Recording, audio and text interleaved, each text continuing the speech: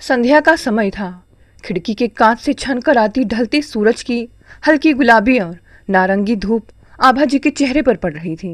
लेकिन उनके चेहरे पर इस शांत वातावरण की कोई रंगत नहीं थी। उनके माथे पर चिंता की गहरी सिलवटें उकेरी हुई थी। चाय का कप जो कुछ देर पहले खौलता हुआ सामने रखा गया था, अब पूरी तरह ठंडा हो चुका था। आभा जी ने उसे छूने तक की जहमत नहीं उठाई। उनके ठीक सामने सोफे पर उनकी 26 वर्षीय बेटी करुणा बैठी थी। करुणा की आंखों में एक अजीब सा उत्साह और चमक थी। एक ऐसी चमक जो किसी बड़े सपने के सच हो जाने की कगार पर दिखाई देती है। लेकिन आभा जी की अनुभवी आंखें उस उत्साह के पीछे छिपे अनजाने तूफान को बखूबी भांप रही थी। माँ, करुणा ने अपनी आवाज में थोड़ी हिचकिचाहट लेकिन गहरा आकर्षण भरते हुए बात शुरू की। मैं वरुण से बहुत प्यार करती हूँ। हम दोनों कॉलेज के दिनों से एक दूसरे को जानते हैं। वह बहुत समझदार और अच्छा इंसान है माँ। आप एक बार उससे मिल लेंगी तो आपकी सारी गलत फहमियां दूर हो जाएंगी। मैं उसी से शादी करना चाहती हूँ। आभा जी ने एक लंबी ठंडी सांस ली और अपनी आंखें बंद कर ली। पल भर के लिए उनके दिमाग में अतीत का पूरा खाका घूम गया।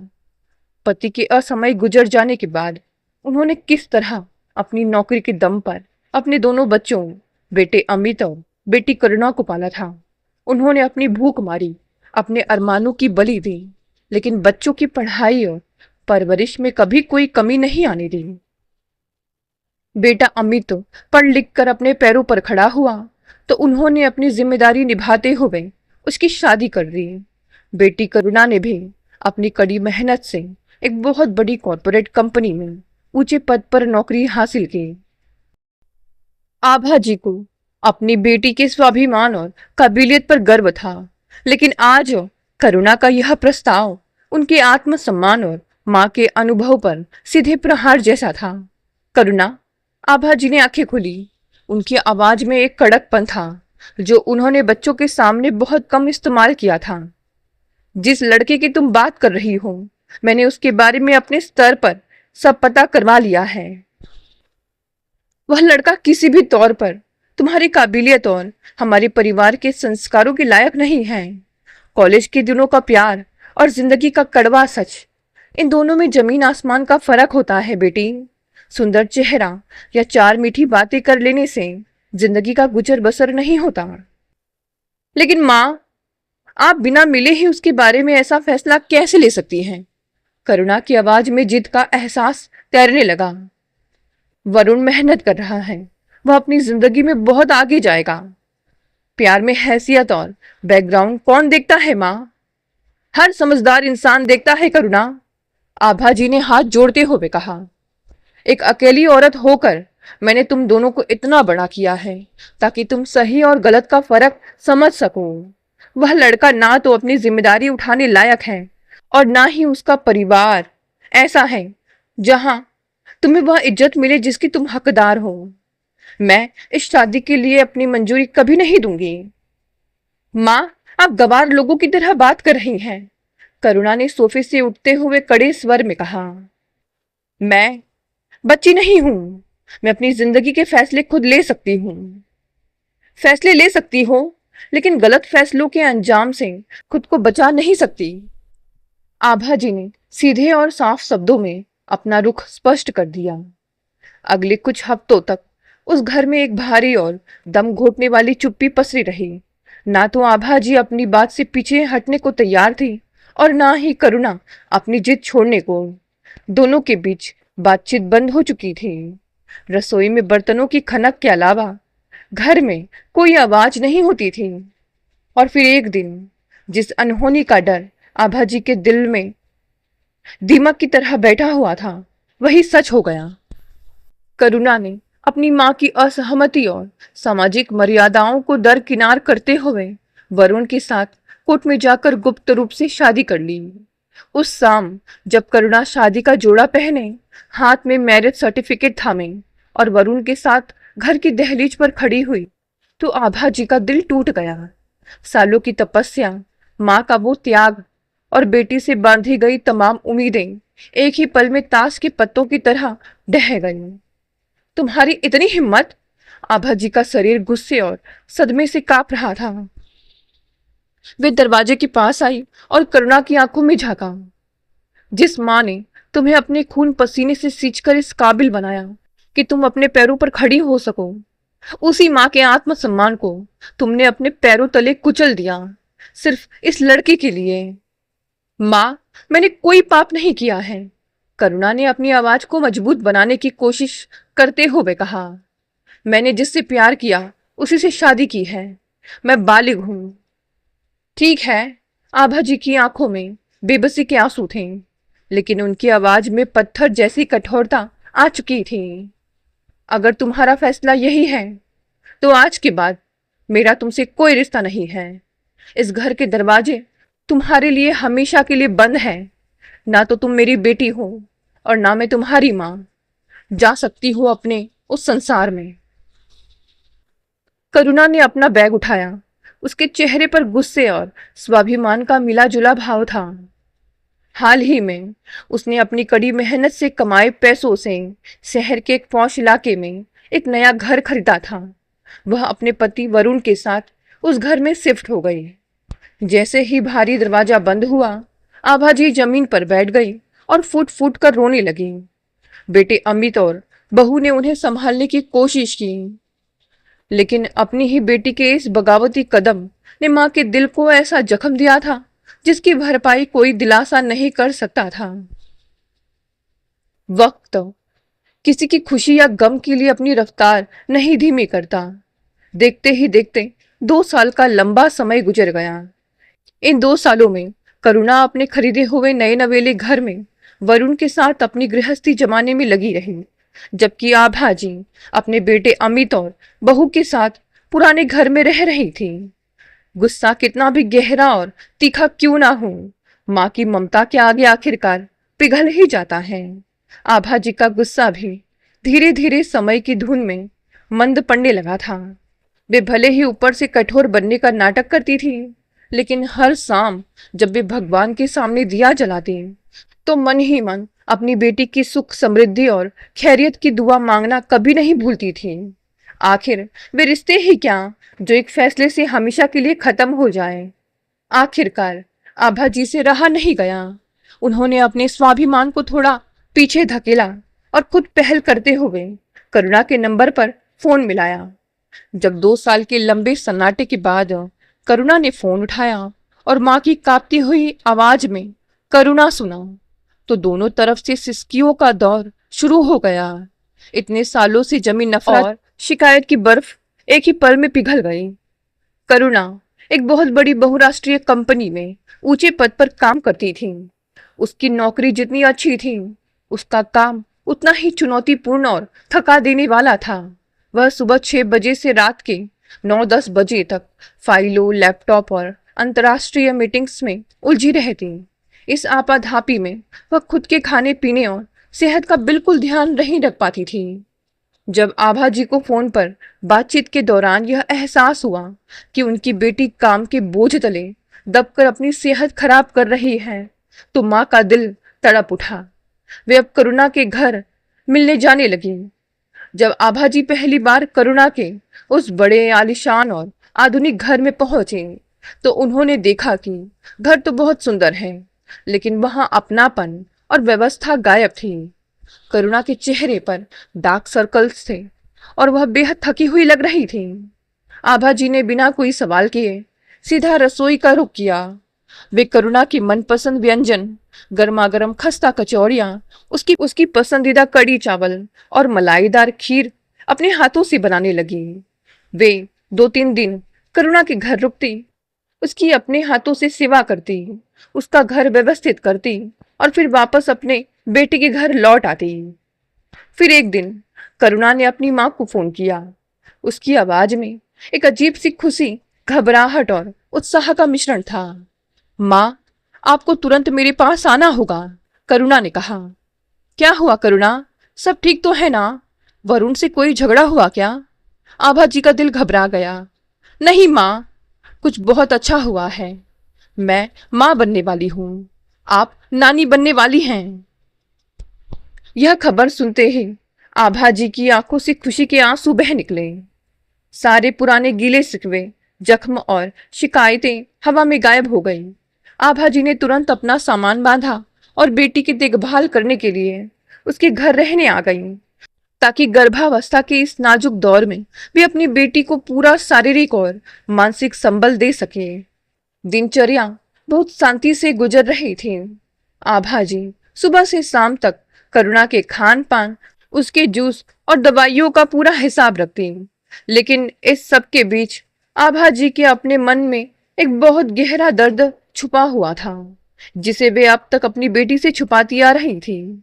एक दोपहर जब करुणा अपने कमरे में आराम कर रही थी, आभा जी उसके पास आकर बैठे। उनके चेहरे पर उदासी की गहरी परत जमी हुई थी और आंखें शून्य में निहार रही थी। करुणा, आभा जी ने बहुत धीमी आवाज में पुकारा। करुणा ने करवट बदली और माँ का हाथ थाम लिया। क्या हुआ माँ? आप इतनी उदास क्यों लग रही हैं? क्या आपकी तबीयत ठीक नहीं है?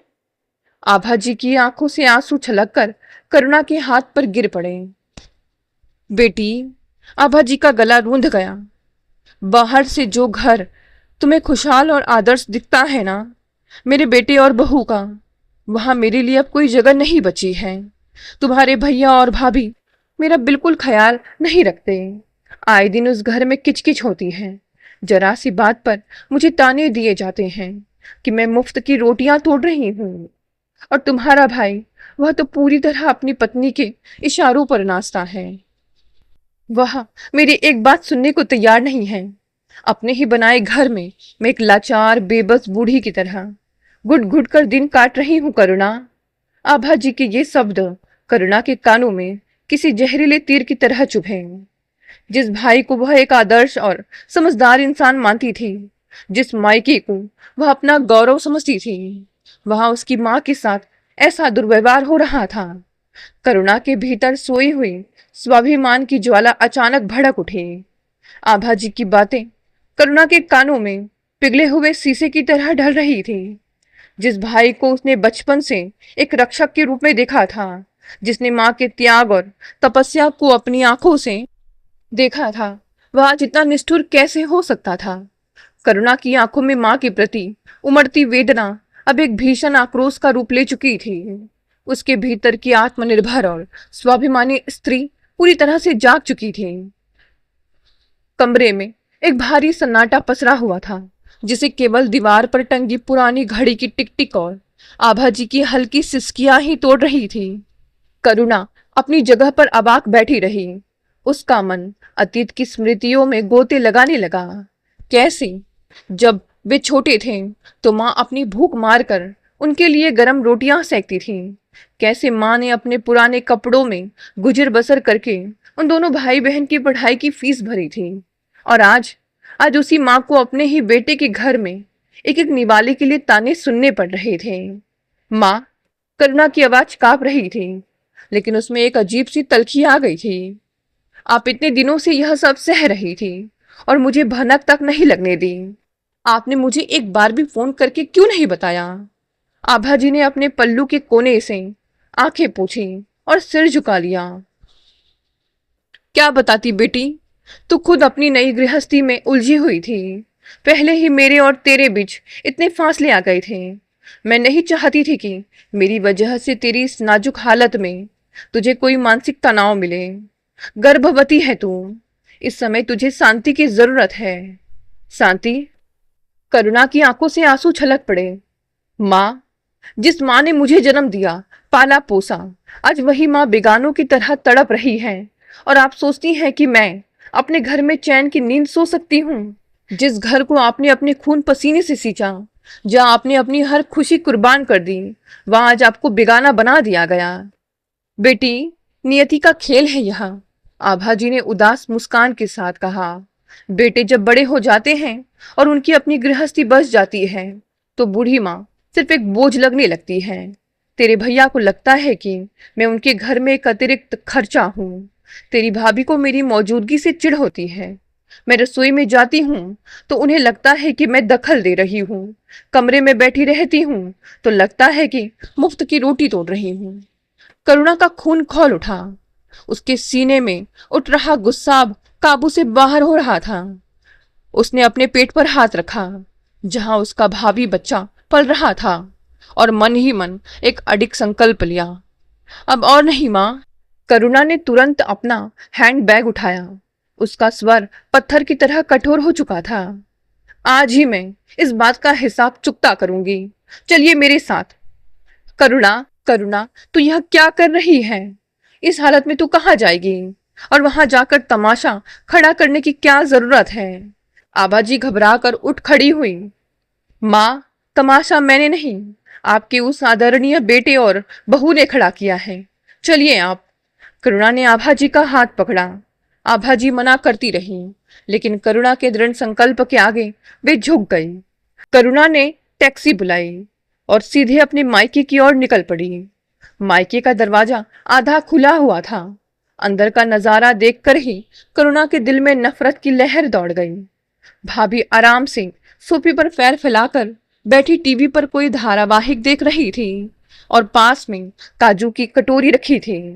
भाई अमित पास ही अपने लैपटॉप पर दफ्तर के काम में व्यस्त था। घर में एक अजीब सा माहौल था, मानो माँ के वहां न होने से किसी को कोई फर्क ही नहीं पड़ रहा था। जैसे ही करुणा ने घर में कदम रखा, मुख्य दरवाजे की आहट सुनकर अमित ने सिर उठाया। अपनी बहन को गुस्से से लाल चेहरे के साथ और माँ को उसके पीछे खड़े देखकर अमित के माथे पर बल पड़ गए। करुणा, तुम इस वक्त यहाँ और माँ को इस तरह? अमित ने खड़े होते हुए पूछा।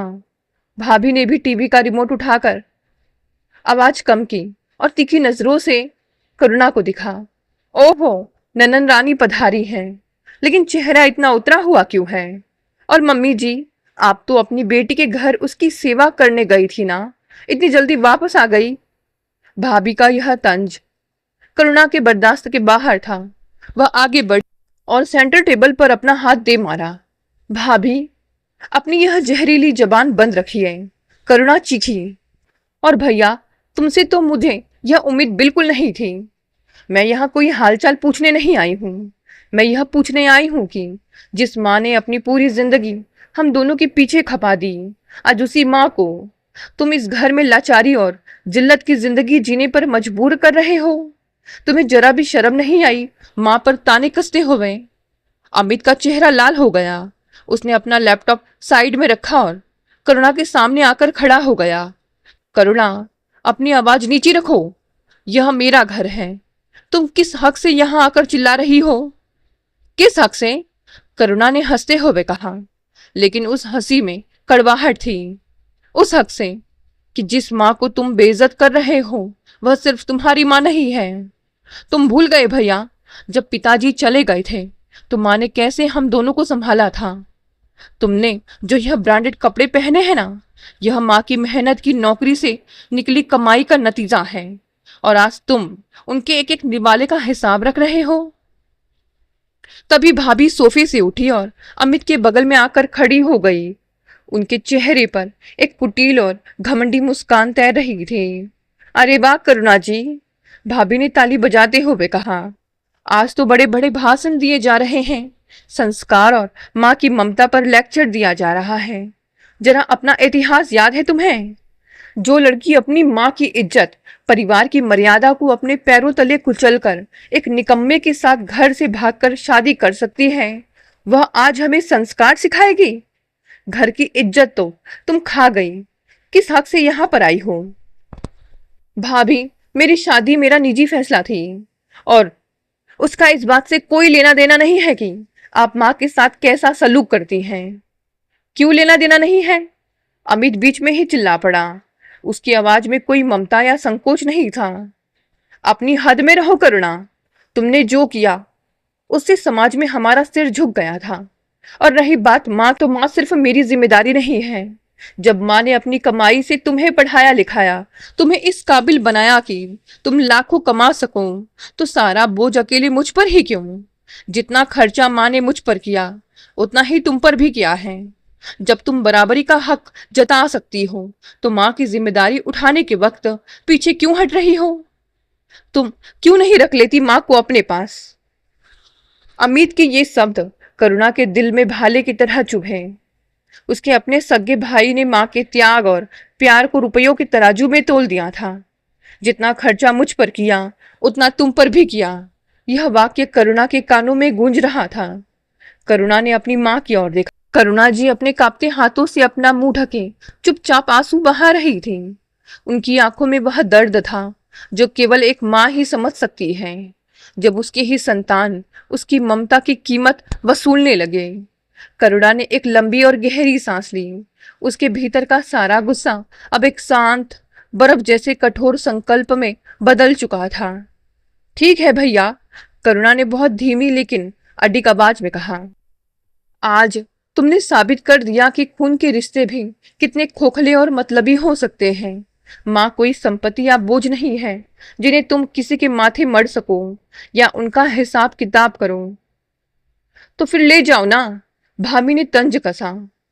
भाषण देने से क्या होता है, रखो अपने घर में। हाँ हाँ, ले जा रही हूं, करुणा ने भाभी की आंखों में आंखें डालकर कहा। और याद रखना भैया, भाभी माँ मेरे साथ जाएंगी, क्योंकि वह घर किसी दामाद की दया या तुम्हारे एहसान पर नहीं बना है। वह घर मैंने अपनी मेहनत की कमाई से खरीदा है। मेरी अपनी छत है, मेरी अपनी पहचान है। मुझे इस बात का गर्व है कि मैं अपनी माँ को अपने पास रख सकती हूँ, जबकि तुम अपने ही घर में अपनी माँ को रखने के काबिल नहीं निकले। करुणा बेटी, तू यह क्या कह रही है? आभाजी ने डरते हुए करुणा का हाथ पकड़ा। लोग क्या कहेंगे कि माँ बेटी के घर रह रही है? समाज में क्या मुंह दिखाएंगे? माँ, कोई समाज कुछ नहीं कहेगा, करुणा ने अपनी माँ के आंसू पोंछे। जो समाज अपनी माँ को दर दर भटकने पर मजबूर करे, मुझे उस समाज की परवाह ही नहीं है। आप मेरे साथ चलेंगी और सिर उठाकर जिएंगी। करुणा ने आभाजी का सामान उठाया, अपनी माँ का हाथ कसकर पकड़ा और बिना अपने भाई और भाभी की तरफ दोबारा देखे उस घर की दहलीज लांघकर बाहर निकल आई। पीछे अमित और उसकी पत्नी स्तब्ध खड़े रहे। आभाजी करुणा के बड़े और आलीशान घर में आ गए। उनके मन में शुरुआत में एक हिचक थी कि बेटी के घर रहना समाज के नियमों के विरुद्ध है, लेकिन करुणा ने उन्हें यह स्पष्ट कर दिया था कि यह घर उसके पति का नहीं बल्कि उसकी अपनी कमाई का है, उनकी बेटी का घर है। और करुणा का वेतन उसके पति वरुण से कहीं अधिक था। और इसी स्वाभिमान ने आभाजी के मन की हिचक को दूर कर दिया। उनके मन में यह घमंड भी था कि उनकी बेटी किसी पर निर्भर नहीं बल्कि अपने दम पर अपनी माँ को आश्रय दे रही है। समय का पहिया अपनी गति से घूमता रहा। करुणा की गर्भावस्था के आखिरी दिन भी धीरे धीरे समाप्त हो गए। वह दिन भी आया जब अस्पताल के लेबर रूम के बाहर आभाजी व्यग्रता से टहल रही थी। कुछ घंटों के इंतजार के बाद नर्स ने बाहर आकर खुशखबरी दी। करुणा ने एक सुंदर और स्वस्थ बेटे को जन्म दिया था। बच्चे के आगमन से घर में जैसे खुशियों की बहार आ गई। बच्चे की नन्ही किलकारियों ने घर के उदास माहौल को जीवंत कर दिया। परंपरा और रीति रिवाजों के अनुसार बच्चे के जन्म के अवसर पर एक नामकरण और स्वागत समारोह रखा गया। करुणा के भाई अमित और भाभी, जो कुछ महीने पहले तक जहर उगल रहे थे, समाज के सामने अपनी लोक लाज बचाने के लिए समारोह में शामिल हुए। बच्चे को उपहार दिए गए, हंसी मजाक हुआ और ऐसा लगा जैसे पुराने सारे मतभेद मिट गए हों। लेकिन इस पूरे उत्सव में एक बात बहुत खटक रही थी। वरुण, करुणा का पति, उसके परिवार से एक भी व्यक्ति उस समारोह में शामिल नहीं हुआ था। न वरुण के माता पिता, न उसकी बहनें, ना ही कोई दूर का रिश्तेदार। जब सारे मेहमान चले गए और घर में शांति हुई तो आभाजी का गुस्सा फिर से भड़क उठा। वे करुणा के कमरे में गई जहां वह अपने नन्हे बच्चे को गोद में लिए बैठी थी। देखा तुमने करुणा, आभाजी ने कड़वे स्वर में कहा, आज तुम्हारे बच्चे का इतना बड़ा उत्सव था, लेकिन तुम्हारे ससुराल पक्ष से एक कुत्ता भी झांकने नहीं आया। किस खानदान में शादी कर ली तुमने? माँ, वरुण ने कहा था कि उसके घर वाले थोड़े व्यस्त व नाराज हैं। करुणा ने अपने पति का बचाव करने की कोशिश की। व्यस्त और नाराज हैं, या फिर उनमें इंसानियत नाम की कोई चीज ही नहीं है? आभाजी ने तंज कसा। कॉलेज में साथ पढ़ते थे, दो मीठी बातें क्या कर ली? तुम तो सब कुछ भूल गई। न परिवार का बैकग्राउंड देखा, न संस्कार देखे, न यह देखा कि लड़के की हैसियत क्या है। बस अपनी मनमर्जी चला ली। माँ का मान तो तुमने कभी रखा ही नहीं। मैं तो अपने बेटे अमित को नालायक कहती थी, लेकिन सच तो यह है करुणा कि तुम भी उससे कम नालायक नहीं हो। आज भुगतो अपने इस फैसले को। करुणा चुपचाप सिर झुकाए अपनी माँ की बातें सुनती रही। उसके पास कहने के लिए कोई शब्द नहीं थे। वरुण के घर वालों का यह रवैया उसे भी अंदर ही अंदर कचोट रहा था, लेकिन वह अपने नवजात बच्चे के सामने कोई तमाशा नहीं चाहती थी। दिन बीतते गए। बच्चे का नाम आयुष रखा गया। जब आयुष 4 महीने का हो गया तो करुणा ने फिर से अपना ऑफिस ज्वाइन कर लिया। करुणा की नौकरी बहुत उच्च पद की थी और कंपनी ने उसे वर्क फ्रॉम होम की सुविधा दे रखी थी। वह दिन भर अपने लैपटॉप पर व्यस्त रहती, मीटिंग्स अटेंड करती और अपने प्रोजेक्ट्स पूरे करती। घर का माहौल व्यवस्थित करने के लिए करुणा ने कोई कसर नहीं छोड़ी थी। उसने झाड़ू पोछा करने के लिए, बर्तन मांजने के लिए अलग अलग नौकरानियां लगा रखी थी। आभा जी को घर के किसी भारी काम की कोई चिंता ही नहीं थी। उनके लिए यहाँ आराम ही आराम था। आभा जी का मुख्य काम अपने नन्हे नाती आयुष की देखभाल करना था। आयुष के साथ खेलते हुए उनका समय पंख लगा कर उड़ जाता। इसके अलावा आभा जी को खाना बनाने का बहुत शौक था, इसीलिए वे अपनी मर्जी से जब मन करता रसोई में जाकर स्वादिष्ट खाना बना देती। सब कुछ ऊपर से बहुत शांत और सुखद दिख रहा था, लेकिन जैसे जैसे दिन बीत रहे थे आभा जी की अनुभवी आंखें कुछ ऐसा देख रही थी जो बहुत चिंताजनक था। उन्होंने गौर करना शुरू किया कि करुणा और वरुण के बीच का रिश्ता वैसा नहीं था जैसा एक पति पत्नी का होना चाहिए। दोनों के बीच एक अजीब सी तलखी, खिंचाव और रोज रोज का कलेश दिखाई देने लगा था। वरुण हर सुबह बहुत ही ठाट बाट से तैयार होता, अलमारी से महंगे ब्रांडेड कपड़े निकालता, कलाई पर कीमती घड़ी बांधता, परफ्यूम की तेज महक से खुद को सराबोर करता और हाथ में कार की चाबी घुमाते हुए ऐसे घर से निकलता मानो किसी बहुराष्ट्रीय कंपनी का मैनेजिंग डायरेक्टर अपनी अगली बोर्ड मीटिंग के लिए निकल रहा हो।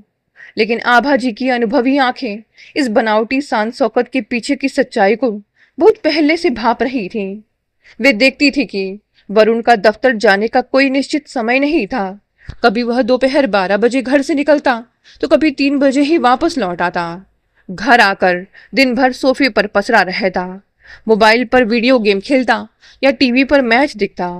जब भी उससे दफ्तर के बारे में पूछा जाता वह बात को गोल मोल घुमा देता या यह कहकर टाल देता कि उसका काम फील्ड वर्क और क्लाइंट्स मीटिंग का है। आभा जी पढ़ी लिखी थी। आभा जी को उसकी गतिविधियों पर गहरा शक होने लगा था। वे देखती थी कि करुणा सुबह 6 बजे उठकर अपने बच्चे आयुष की सुध लेती, फिर लैपटॉप खोलकर ऑफिस की फाइलों में जुट जाती। करुणा के चेहरे पर काम का बोझ और लगातार जागने की थकान साफ झलकती थी, जबकि वरुण पूरी तरह बेफिक्र और बेपरवाह अपनी ही दुनिया में मस्त रहता। एक दोपहर जब वरुण घर से बाहर गया हुआ था और नन्हा आयुष झूले में गहरी नींद में सो रहा था, आभा जी से रहा नहीं गया। वे करुणा के कमरे में गई। करुणा अपनी स्टडी टेबल पर बैठी लैपटॉप पर तेजी से उंगलियां चला रही थी। उसकी आंखें लाल थी और चेहरे पर तनाव की गहरी परतें जमी हुई थी। करुणा, जरा लैपटॉप बंद करो, आभा जी ने कड़क लेकिन धीमी आवाज में कहा, ताकि बच्चा जाग ना जाए। करुणा ने बिना सिर उठाए कहा, माँ अभी नहीं, एक बहुत जरूरी प्रेजेंटेशन है। 15 मिनट में मेरी यूएस क्लाइंट्स के साथ कॉल शुरू होने वाली है। मैंने कहा बंद करो इसे। आभा जी ने आगे बढ़कर लैपटॉप की स्क्रीन को नीचे झुका दिया। आज मुझे तुमसे साफ साफ बात करनी है। यह रोज रोज तुम दोनों के बीच क्या ड्रामा चलता है? वरुण हर बात पर तुम पर चिल्लाता क्यों है? और किस बात का इतना रौब झाड़ता है वह इंसान? करुणा के हाथ कीबोर्ड पर ही ठिठक गए। उसने एक लंबी और भारी सांस ली। इतने महीनों से जो दर्द, जो टीस उसने अपने सीने में दबा कर रखी थी, वह आज माँ की जरा सी कड़ाई से बांध तोड़कर बाहर निकलने के लिए बेताब हो उठे। माँ, करुणा का गला भर आया। उसने अपनी आंखों के कोर पूछे। आप सही कहती थी, मैंने वरुण को पहचानने में बहुत बड़ी भूल कर दी। प्यार के अंधेपन में मुझे उसकी कोई कमी दिखाई ही नहीं दी। क्या मतलब? साफ साफ बताओ मुझे, क्या छुपा रही हो तुम? आभा जी ने उसके कंधे को हिलाते हुए पूछा। वरुण एक नंबर का कामचोर और निकम्मा इंसान है माँ। करुणा ने भारी मन से कड़वी सच्चाई का खुलासा किया। वह कोई स्थायी नौकरी नहीं करता। वह किसी भी कंपनी में 2-3 महीने से ज्यादा टिक ही नहीं पाता। कभी सहकर्मियों से झगड़ा कर लेता है, कभी काम कठिन लगने पर बॉस से बहस करके नौकरी छोड़ देता है। वह सुबह तैयार होकर सिर्फ इसलिए निकलता है ताकि बाहर दोस्तों के सामने और आपके सामने अपनी झूठी शान दिखा सके। आभा जी के पैरों तले जमीन खिसक गई। क्या नौकरी नहीं करता? तो फिर यह घर, यह गाड़ी, यह ऐशो आराम, इसका खर्चा सब मेरी कमाई से चलता है माँ। करुणा की आंखों से आंसू बह निकले। वह सिर्फ और सिर्फ मेरी कमाई के टुकड़ों पर पड़ रहा है। गाड़ी की महंगी ईएमआई से लेकर उसके महंगे कपड़ों, जूतों और परफ्यूम तक का बिल मेरी सैलरी से जाता है। और विडंबना देखिए माँ, मेरी ही कमाई खाकर वह मुझे ही आंखें दिखाता है। बात बात पर मुझ पर चिल्लाता है कि मैं उस पर ध्यान नहीं देती। करुणा की बातें सुनकर आभा जी स्तब्ध रह गई। उनका दिल गुस्से और गलानी से भर गया। और जानती हो माँ, करुणा ने अपनी सिसकियों को रोकते हुए आगे कहा, उस दिन जब हम दोनों के बीच बहस हुई थी तो उसने मुझसे क्या कहा? उसने कहा कि करुणा, तुम अपनी माँ को अपने भाई के पास क्यों नहीं भेज देती? क्या तुम्हारी माँ जिंदगी भर हमारे साथ ही टिक कर रहेंगी? किसी दामाद के यहाँ सास का पड़े रहना क्या अच्छा लगता है? यह सुनते ही आभा जी ने अपना सिर पकड़ लिया। जिस बेटी के घर में वे स्वाभिमान और उसकी अपनी कमाई के दम पर रह रही थी, जिस दामाद का खुद का कोई ठिकाना ही नहीं था, वह दामाद उनकी मौजूदगी पर ही सवाल उठा रहा था। हे भगवान! आभा जी रोने लगी और बहुत कड़वी बातें बोलने लगी। मैंने तो पहले ही कहा था करुणा, तुमने सिर्फ उसका लुक यानी गोरा और सुंदर चेहरा देखा, सिर्फ इसलिए उसे अपना पति बना लिया कि वह तुमसे सुंदर है। तुमने उसकी काबिलियत और नियत नहीं देखी। एक निकम्मे मुफ्तखोर इंसान को तुमने अपना हमसफर बना लिया। अब भुगतो तो अपने इस फैसले को। वक्त अपनी बेपरवाह रफ्तार से सरकता रहा। महीने सालों में बदलते चले गए। आभा जी अब बीच बीच में अपने बेटे अमित के घर भी चली जाती ताकि करुणा और वरुण के बीच उनके कारण कोई नया विवाद ना हो।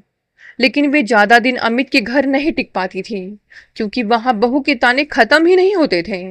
आखिरकार वे लौटकर बेटी के पास ही आ जाती क्योंकि वे जानती थी कि उनकी बेटी अंदर से कितनी अकेली, थकी हुई और टूटी हुई है। छोटा आयुष अब 2.5-3 साल का हो चुका था। वह तोतली बोली में बातें करता, पूरे घर में अपनी नन्ही गाड़ियों के साथ दौड़ता भागता रहता। उसकी मासूम किलकारियां ही उस घर में जिंदगी का इकलौता एहसास कराती थी। वरना करुणा और वरुण के बीच का माहौल पूरी तरह जहरीला और तनावपूर्ण हो चुका था। काफी दिनों से आभा जी एक बात बहुत शिद्दत से महसूस कर रही थी। करुणा का चेहरा अब पूरी तरह बुझा बुझा सा रहने लगा था। वह पहले जैसी चुलबुली, हंसमुख और स्वाभिमानी लड़की बिल्कुल नहीं रही थी। ऑफिस का काम खत्म करने के बाद वह घंटों खिड़की के पास बैठी गुमसुम आसमान को निहारती रहती। उसके चेहरे पर एक अजीब सा खालीपन और उदासी छा गई थी। एक रात जब पूरा घर सो रहा था और बाहर हल्की बारिश हो रही थी, करुणा धीरे से आभा जी के कमरे में आई। आभा जी जाग रही थी। करुणा बिना कुछ बोले अपनी माँ के बिस्तर पर बैठ गई और आभा जी की गोद में अपना सिर रखकर चुपचाप रोने लगी। क्या हुआ करुणा? क्या बात है बेटी, तू रो क्यों रही है? आभा जी ने घबरा कर उसके बालों को सहलाते हुए पूछा। करुणा ने हिचकी लेते हुए कहा, माँ, वरुण मुझसे तलाक चाहता है। क्या? आभा जी झटका खाकर उठ बैठी। तलाक? किस बात का तलाक? कमाई तुम करो, घर का खर्चा तुम उठाओ, उसकी हर अय्याशी का बिल तुम भरो, और तलाक वह चाहता है? किस हक से? माँ, उसने कहा कि वह इस रिश्ते में घुटन महसूस कर रहा है। वह कहता है कि वह मेरे साथ बहुत उलझ गया है। मेरी ज्यादा कमाई उसके पुरुषवादी अहंकार को ठेस पहुंचाती है। उसने कहा है कि उसे अपनी आजादी चाहिए। करुणा ने रोते हुए बताया। उस रात आभा जी का सालों से दबा हुआ संयम पूरी तरह टूट गया।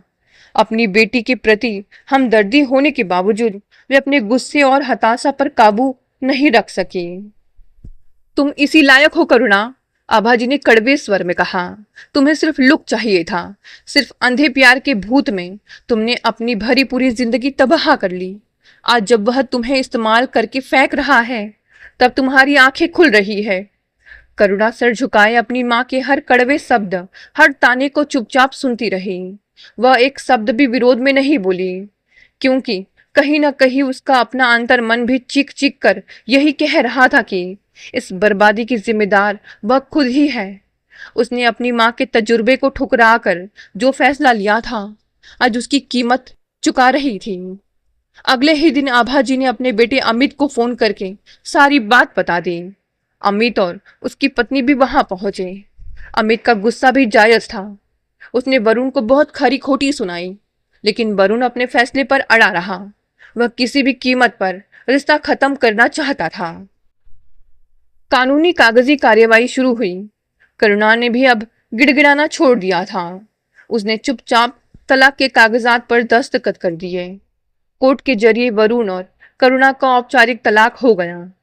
वरुण ने अपना सारा सामान समेटा, कार की चाबी करुणा के मुंह पर फेंकी और उसकी जिंदगी से हमेशा के लिए निकल गया। उसने मुड़कर अपने 3 साल के बेटे आयुष की तरफ भी नहीं देखा। लेकिन इस पूरे घटनाक्रम का सबसे भयानक और गहरा असर पड़ा था नन्हे आयुष पर। आयुष अभी इतना छोटा था कि उसे तलाक और रिश्ते टूटने का मतलब समझ ही नहीं आता था। वह रोज शाम को खिड़की के पास खड़ा होता, मुख्य दरवाजे की तरफ देखता और चिल्लाता, मम्मी पापा कहाँ हैं? पापा कब आएंगे? करुणा का कलेजा कट जाता। वह अपने आंसू छुपाते हुए झूठी मुस्कान के साथ अपने बेटे को सीने से लगाती और बहलाती। बेटा, पापा बहुत दूर ऑफिस के काम से गए हैं, जल्द आएंगे। देखा जाए तो करुणा की व्यवहारिक जिंदगी में कोई बड़ा भौतिक बदलाव नहीं आया था। कमा वह पहले भी खुद ही रही थी। घर का पूरा खर्चा वह खुद ही उठा रही थी और जिस घर में वह रह रही थी वह उसकी अपनी कमाई का था।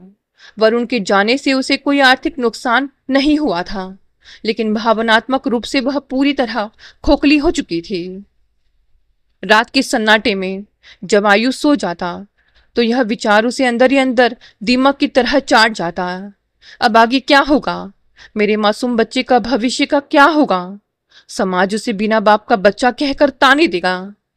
बेटी को इस तरह दिन रात घुटते रोते और अवसाद में डूबते देखकर आभा जी का दिल दहल गया। वे समझ गई कि अगर करुणा इस अकेले घर में रही तो मानसिक रूप से बीमार हो जाएगी। एक दिन आभा जी ने करुणा के पास बैठकर उसके हाथ थामे और कहा, करुणा, तुम इस खाली घर में अकेले रहकर पागल हो जाओगी। दिन भर तुम ऑफिस का काम करती हो, आयुष अकेला पड़ा रहता है। एक काम करते हैं, तुम अपना यह घर बंद करो या रेंट पर दे दो और मेरे साथ अपने भाई के घर चलो। मेरा बेटा और बहू भले ही कैसे भी हो, लेकिन वहां सब साथ रहेंगे। परिवार के बीच रहोगी तो तुम्हारा दिल बहला रहेगा। आयुष को भी सबका साथ मिलेगा और वैसे भी वह घर में मेरा भी आधा हिस्सा है। अगर अमित या उसकी पत्नी ने कोई आनाकानी की तो मैं उन्हें ठीक कर दूंगी। तलाक के करारे झटके के बाद करुणा इतनी गुमसुम और मानसिक रूप से टूट चुकी थी कि उसकी अपनी कोई सोचने समझने की शक्ति ही नहीं बची थी। जो जैसा कहता वह कठपुतली की तरह चुपचाप मान जाती थी। उसने माँ की बात मान ली, अपने घर पर ताला लगाया और आयुष को लेकर अपने मायके आ गई। लेकिन करुणा का यह फैसला उसकी जिंदगी का एक और दुस्वप्न साबित हुआ। शुरुआत के 2-4 महीने तो ठीक ठाक बीते, लेकिन धीरे धीरे भाभी और भाई का असली चेहरा फिर से सामने आने लगा। एक तलाकशुदा बहन का अपने बच्चे के साथ मायके में आकर स्थायी रूप से रहना भाभी को फूटी आंख नहीं सुहा रहा था। घर में बात बात पर ताने दिए जाने लगे। रसोई में बर्तन धोने से लेकर खाना बनाने तक भाभी जानबूझकर जोर जोर से चिल्ला कर बोलती। हाँ भाई, कुछ लोगों की किस्मत ही खराब होती है। पहले अपनी मर्जी से भागकर शादी करेंगी, खानदान की थू थू कराएंगी, और जब पति लात मार कर निकाल देगा तो मायके में आकर हमारी छाती पर बैठ जाएंगे। आभा जी भी, जो करुणा को सहारा देने के लिए यहाँ लाई थी, अपनी पुरानी आदत से मजबूर थी। वे भी बात बात पर करुणा को उसके अतीत के फैसलों का ताना देने से नहीं चुकती थी। मैंने तो पहले ही कहा था, मेरी बात मानी होती तो आज यह दिन न देखना पड़ता। जैसे जुमले रोज की कहानी बन गए थे। भैया और भाभी का तेवर ऐसा होता मानो करुणा इंसान ना होकर किसी अलग ग्रह की प्राणी हो, जिसने उनके घर में आकर कोई बहुत बड़ा अपराध कर दिया हो। अमित भी अपनी पत्नी के सुर में सुर मिलाता और करुणा से सीधे मुंह तक बात नहीं करता था। करुणा का दम घुटने लगा। जिस मायके को वह अपना अंतिम आश्रय समझकर आई थी, वही उसके लिए किसी नर्क से कम नहीं था। वह घर के इस जहरीले माहौल से उबने लगी। छुट्टियों के दिनों में जब पूरे परिवार के घर पर होने से तानों की बौछार बढ़ जाती, करुणा अपने बेटे आयुष का हाथ पकड़ती और पास के एक सार्वजनिक पार्क में चली जाती। वह घंटों पार्क की लकड़ी की बेंच पर बैठी रहती और आयुष को झूले पर खेलते हुए देखती रहती। पार्क का वह सन्नाटा उसे अपने मायके के जहरीले माहौल से कहीं ज्यादा सुकून देता था। मायके की इस जिल्लत और अपमान को सहते सहते पूरा 1 साल बीत गया। आयुष अब लगभग 4 साल का हो चुका था और स्कूल जाने लगा था। रविवार की एक गुलाबी शाम थी। करुणा अपने बेटे आयुष को लेकर हमेशा की तरह पार्क से टहलकर घर की ओर लौट रही थी। सूरज ढल रहा था और सड़क पर हल्की हल्की चहल पहल थी। करुणा अपने ही विचारों के बवंडर में खोई हुई आयुष का छोटा सा हाथ थामे धीरे धीरे चल रही थी। अचानक आयुष ने करुणा का हाथ झटका और जोर से चिल्लाया, मम्मी देखो, पापा पापा। करुणा एकदम से चौंक गई। इससे पहले कि वह स्थिति को समझ पाती या आयुष को संभाल पाती, आयुष अपना हाथ छुड़ाकर सड़क की दूसरी तरफ खड़े एक व्यक्ति की ओर तेजी से भाग गया। करुणा की नजर जब सड़क पार खड़े उस व्यक्ति पर पड़ी तो उसके कदम वही जमीन में जम गए। सामने वरुण खड़ा था। वरुण ने भागते हुए आते आयुष को देखा, झुककर उसे अपनी बाहों में उठा लिया और उसे पागलों की तरह चूमने लगा। आयुष भी इतने दिनों बाद अपने पिता को देखकर उनके गले से लिपट गया था। वरुण ने अपनी आंखें उठाई और करुणा की तरफ देखा। उसकी आंखों में एक अजीब सी लाचारी और कातरता और गहरा पछतावा झलक रहा था। करुणा भी स्तब्ध खड़ी थी। इतने सालों का गुस्सा, नफरत और अपमान का दर्द वरुण को इस तरह अपने बेटे पर प्यार लुटाते देखकर एक पल में पिघलने लगा। मम्मी, मुझे पापा के साथ गार्डन में जाना है, खेलना है, आयुष ने जिद करते हुए कहा। वरुण ने कातर निगाहों से करुणा की ओर देखा, जैसे उससे भीख मांग रहा हो। करुणा, क्या मैं इसे थोड़ी देर गार्डन ले जा सकता हूँ? करुणा ने बिना कुछ बोले सिर्फ सिर हिलाकर सहमति दे दी। वरुण आयुष को अपनी गोद में उठाकर वापस पार्क की तरफ मुड़ गया और करुणा भी एक सम्मोहन में बनकर चुपचाप उनके पीछे पीछे चलने लगी। पार्क की एक शांत बेंच पर आयुष खिलौने से खेलने लगा। करुणा और वरुण थोड़ी दूरी पर बैठ गए। कुछ देर तक दोनों के बीच एक भारी और दम घुटने वाली चुप्पी छाई रही। फिर उस चुप्पी को तोड़ते हुए करुणा ने बहुत ही सामान्य और सपाट आवाज में पूछा, क्या चल रहा है तुम्हारी जिंदगी में? वरुण ने एक गहरी ठंडी सांस ली, जमीन पर बिखरे पत्तों को देखा और बोला, कुछ नहीं करुणा, बस पछतावा चल रहा है जिंदगी में। हर पल, हर लम्हा सिर्फ पछतावा और अकेलापन। फिर वरुण ने करुणा की आंखों में झांकते हुए पूछा, और करुणा, तुम्हारी शादी हो गई क्या? करुणा के चेहरे पर एक फीकी और दर्द भरी मुस्कान आ गई। नहीं, मुझे कहाँ शादी करनी है। दोनों के बीच बातचीत का सिलसिला शुरू हुआ। ताज्जुब की बात यह थी कि उन दोनों के बीच कोई कड़वाहट, पुरानी शिकायतों का तमाशा या चीख पुकार नहीं हो रही थी। वे दोनों एक दूसरे से ऐसे बात कर रहे थे जैसे वे कोई पुराने तलाकशुदा पति पत्नी ना होकर नए नए बॉयफ्रेंड गर्लफ्रेंड हों, जो वर्षों बाद किसी मोड़ पर मिले हों। वरुण ने हिचकिचाते हुए करुणा का हाथ अपने हाथों में ले लिया और सीधे उसकी आंखों में देखते हुए एक नया प्रस्ताव रखा। करुणा, क्यों ना हम फिर से एक साथ रहें? क्यों ना हम अपनी बिखरी हुई गृहस्थी को फिर से बसा लें? करुणा चौंक गई। वरुण, तुम यह क्या कह रहे हो? हमारा तलाक हो चुका है। मैं सच कह रहा हूं करुणा। वरुण की आवाज में गिड़गिड़ाहट थी। मैं बहुत पछता रहा हूं। उस वक्त फ्रस्ट्रेशन और बेवकूफ़ी में आकर मैंने बहुत गलत फैसला ले लिया था। तुम्हारे जाने के बाद मुझे एहसास हुआ कि तुम मेरी ज़िंदगी में क्या थी। अब मुझे तुम्हारी और अपने बच्चे की असली कीमत पता चल रही है। मुझे एक मौका दे दो करुणा, प्लीज़। करुणा चुप हो गई। उसके दिमाग में अपने वर्तमान हालात का पूरा चित्र तैर गया। मायके में भैया भाभी का रोज रोज का अपमान, माँ की जली कटी बातें, समाज की बेधड़क नज़रें जो उसे एक बेचारी तलाकशुदा के रूप में देखती थी। करुणा सोचने लगी, अगर मैं वरुण के साथ वापस चली जाती हूँ तो कम से कम लोगों के मुंह तो बंद हो जाएंगे। कोई मुझे बेचारी या मायके पर बोझ नहीं कहेगा और आयुष को उसके पिता का नाम और प्यार मिल जाएगा। शायद शायद नियति ने जानबूझकर हम दोनों को एक दूसरे की कीमत समझाने के लिए ही अलग किया था। उस रात करुणा ने फैसला कर लिया, वह वरुण को एक और मौका देगी। लेकिन जब यह बात आभा जी, भाई अमित और भाभी को पता चली तो घर में भूचाल आ गया।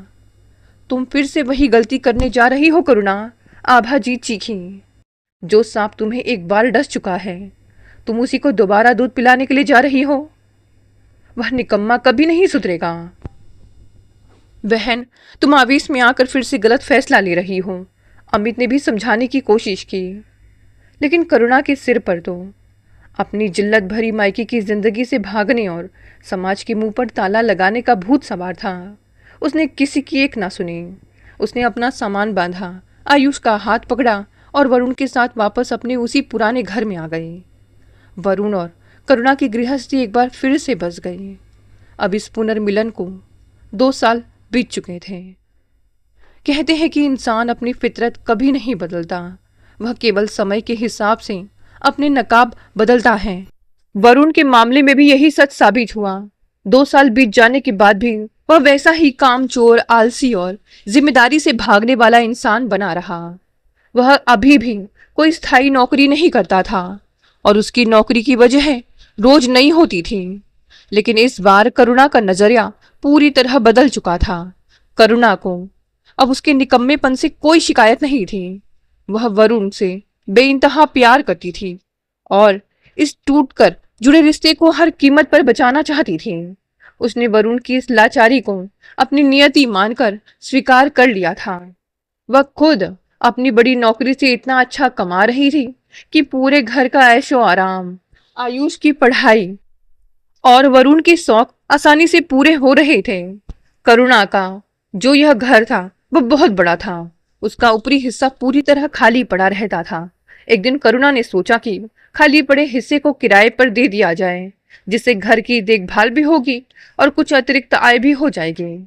उसने घर के बाहर बोर्ड लगा दिया। कुछ ही दिनों में एक लड़की मकान देखने आई। उस लड़की का नाम काव्या था। काव्या को देखते ही कोई भी समझ सकता था कि वह साधारण लड़की नहीं है। बेहद स्टाइलिश, सुशिक्षित, आधुनिक और किसी बहुत बड़े संपन्न घराने की लगने वाली काव्या का व्यक्तित्व बहुत प्रभावशाली था। बातचीत में उसने बताया कि वह एक मल्टीनेशनल कंपनी में सीनियर कॉर्पोरेट कंसल्टेंट है। धीरे धीरे करुणा और काव्या के बीच बातें बढ़ी तो काव्या ने बताया कि वह अपने रूढ़िवादी और अमीर परिवार के गलत फैसलों के खिलाफ थी। अपने परिवार वालों को सबक सिखाने और अपने दम पर खुद को साबित करने के लिए ही उसने अपने घर से अकेले अलग रहने का फैसला किया था। काव्या का स्वभाव बहुत ही सुलझा हुआ था। वह पूरी तरह स्वाभिमानी थी। सुबह समय पर अपने काम पर निकल जाती, शाम को सही समय पर घर लौटती।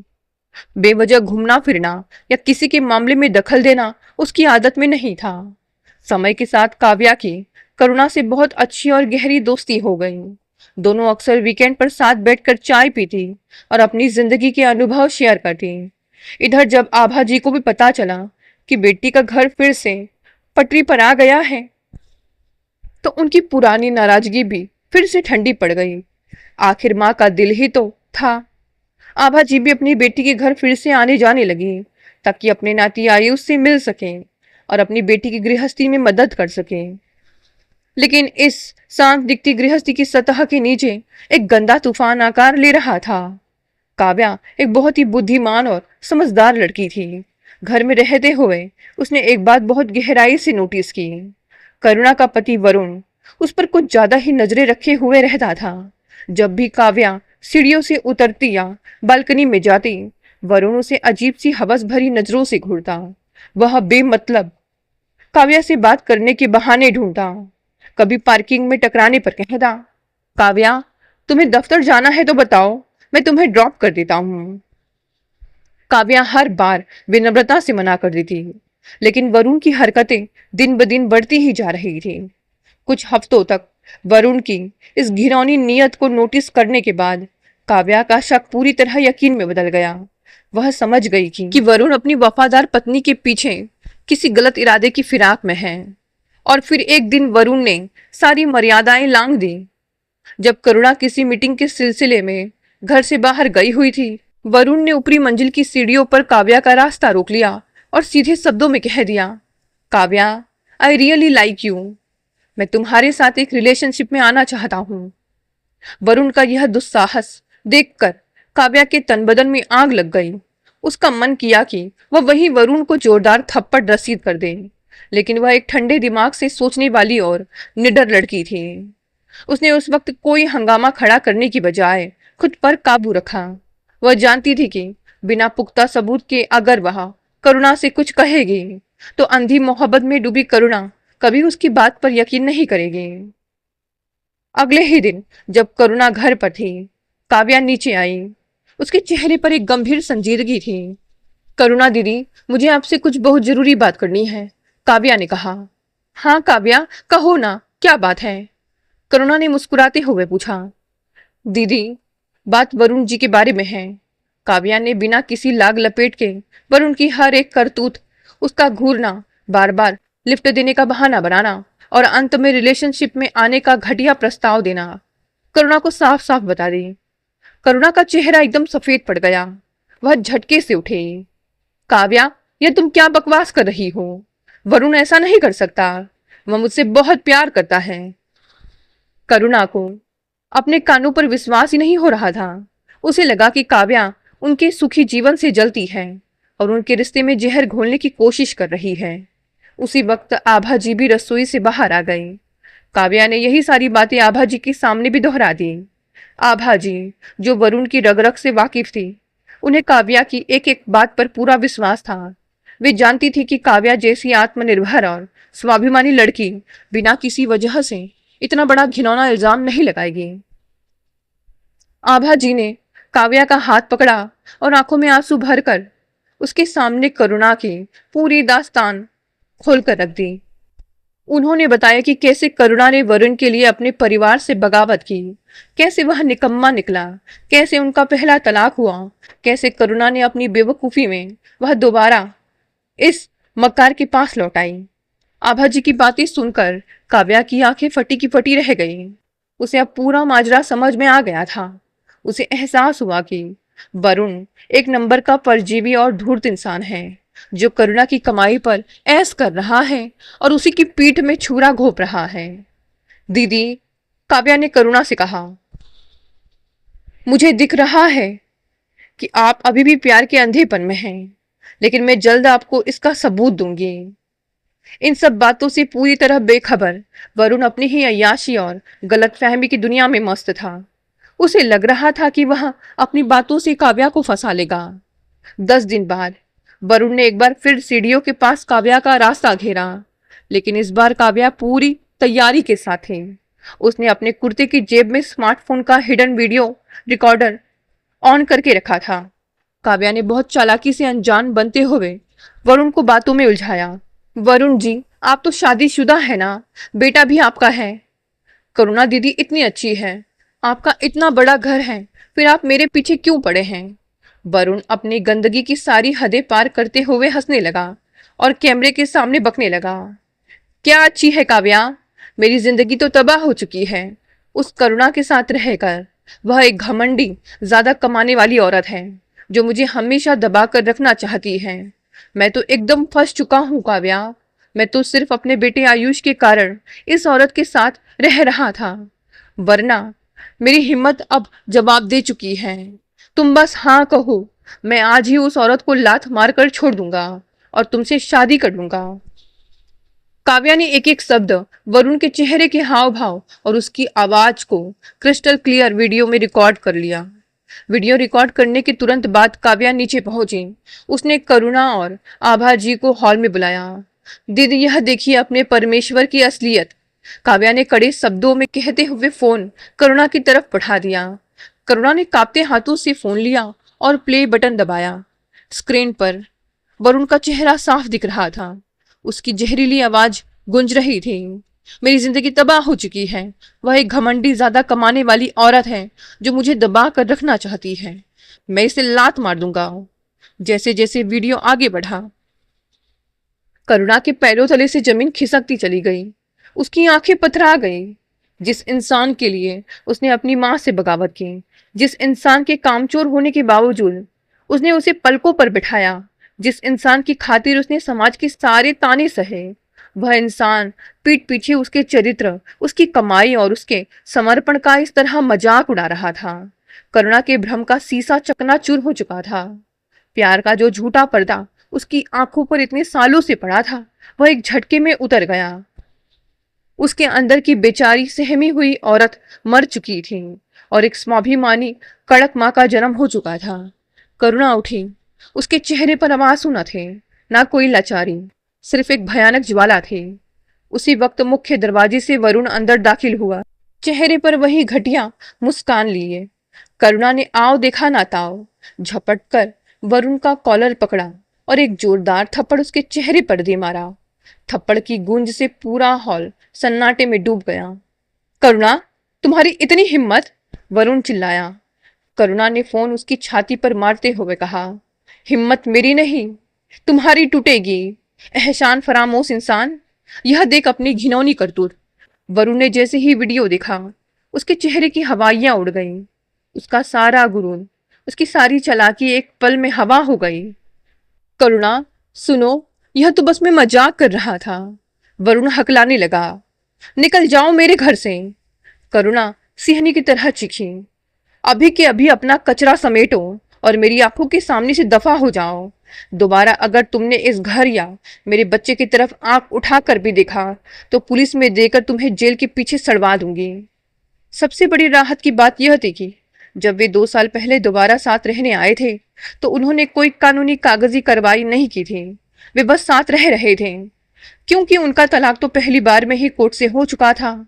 इसलिए इस बार कोई कानूनी झंझट या कोर्ट कचहरी के चक्कर काटने की जरूरत भी नहीं थी। करुणा ने वरुण का सारा सामान उठाकर दरवाजे से बाहर फेंक दिया और दरवाजा उसके मुंह पर बंद कर लिया। वरुण बाहर गिड़गिड़ाता रहा, लेकिन करुणा का दिल अब फौलाद बन चुका था। उसने अपनी जिंदगी के उस जहरीले परजीवी को हमेशा हमेशा के लिए उखाड़ फेंका था। जब यह खबर भाई अमित और भाभी को मिली तो सबने राहत की सांस ली। आभा जी और भाई भाभी करुणा के इस साहसी फैसले से बहुत खुश थे कि आखिरकार उनकी बेटी ने एक गलत इंसान का नाम अपनी जिंदगी से मिटा दिया। वरुण के जाने के बाद घर में एक अजीब सा सुकून छा गया। वातावरण का सारा जहर खत्म हो चुका था। करुणा काव्या के कमरे में गई। उसकी आंखों में कृतज्ञता के आंसू थे। उसने काव्या के हाथ थाम लिए। काव्या, अगर आज तुम ना होती तो मैं पूरी जिंदगी उस धोखेबाज के झूठे जाल में घुट घुट कर मर जाती। धन्यवाद शब्द बहुत छोटा है तुम्हारे लिए। ईश्वर करे कि हर भटकी हुई औरत को तुम जैसी निडर और सच्ची दोस्त मिले। करुणा ने रोते हुए कहा। काव्या ने मुस्कुराते हुए करुणा के आंसू पोंछे और कहा, दीदी आप मुझे धन्यवाद मत कहिए। सच कहूं तो आप दुनिया की सबसे लकी इंसान हैं। मैं और लकी? करुणा ने हैरानी से पूछा। हाँ दीदी, काव्या ने आभा जी की तरफ देखते हुए कहा, जो दरवाजे पर खड़ी थी। आप लकी हैं कि आपके पास आभा जी जैसी माँ है। जब मैंने आपकी कहानी सुनी तो मैं आंटी जी के जज्बे से बहुत इम्प्रेस हुई, जिन्होंने हर मोड़ पर आपके गलत फैसलों के बावजूद आपका हाथ कभी नहीं छोड़ा। जब पूरी दुनिया आपके खिलाफ थी, तब भी आपकी माँ आपके पीछे ढाल बनकर खड़ी रही। काश आपकी माँ जैसी माँ सबको मिले। काव्या के इन शब्दों ने करुणा के दिल के सबसे नाजुक तार को छू लिया। उसने मुड़कर अपनी माँ की तरफ देखा। आभा जी के चेहरे पर झुर्रियां थी, बाल सफेद हो चुके थे, लेकिन उनकी आंखों में बेटी के लिए असीम निस्वार्थ प्रेम बह रहा था। करुणा दौड़कर अपनी माँ के गले से लिपट गई और फूट फूट कर रोने लगी। मुझे माफ कर दो माँ, मुझे माफ कर दो। मैं प्यार के अंधेपन में इतनी अंधी हो गई थी कि मुझे आपके तजुर्बे और प्यार की कद्र ही नहीं समझ आई। आभा जी ने अपनी बेटी को अपने सीने से लगा लिया। पगली, माँ भी कभी अपनी औलाद से हमेशा के लिए रूठती है क्या? तू संभल गई, मेरे लिए यही सबसे बड़ी खुशी है। उस दिन करुणा को अपनी माँ की असली अहमियत और उनके त्याग का सच्चा एहसास हुआ। इस घटना को बीते हुए आज पूरे 3 साल हो चुके हैं। इन 3 सालों में करुणा ने अपनी जिंदगी को पूरी तरह से संवार लिया था। अब आयुष एक समझदार बच्चा बन चुका था। करुणा ने भारी मन से लेकिन बहुत ही परिपक्वता के साथ आयुष को उसके पिता की पूरी सच्चाई बता दी थी। करुणा जानती थी कि अगर वह आयुष को सच्चाई नहीं बताती तो आयुष हमेशा अपने बाप के झूठे मोह और छलावे में जीता रहेगा। सच्चाई जानने के बाद आयुष के मन से अपने पिता का झूठा सम्मान पूरी तरह खत्म हो गया और वह अपने पिता के उस घटिया रवैये से नफरत करने लगा था। वह अपनी माँ और नानी को ही अपनी पूरी दुनिया मानता था। इधर आबा जी का माँ वाला दिल फिर से बेटी के भविष्य को लेकर चिंतित होने लगा। वे अक्सर करुणा पर दूसरी शादी का दबाव बनाते। करुणा बेटी, आभा जी एक दिन शाम को चाय पीते हुए बोली, अब जो हुआ सो हुआ। तेरी तेरी पूरी जिंदगी आगे पड़ी है। मैं इस बार खुद अपनी आंखों से एक बहुत अच्छा सुलझा हुआ लड़का ढूंढ कर लाऊंगी। तू पुनर्विवाह कर ले। लेकिन करुणा का मन शादी, प्यार, पति और जीवन साथी जैसी तमाम चीजों से पूरी तरह उब चुका था। उसका इन सब पर से भरोसा उठ चुका था। उसने अपनी माँ का हाथ पकड़ा और बहुत ही शांत और आत्मविश्वास भरे स्वर में कहा, नहीं माँ, मैं दोबारा शादी कभी नहीं करूंगी। मैं एक बहुत अच्छी कंपनी में काम करती हूँ, अपने दम पर लाखों कमाती हूँ। मेरा अपना घर है, मेरा प्यारा सा बेटा आयुष है। यही मेरी पूरी दुनिया है माँ। अब मैं अपनी और अपने बच्चे की शांत जिंदगी में कोई नया रिस्क नहीं लेना चाहती।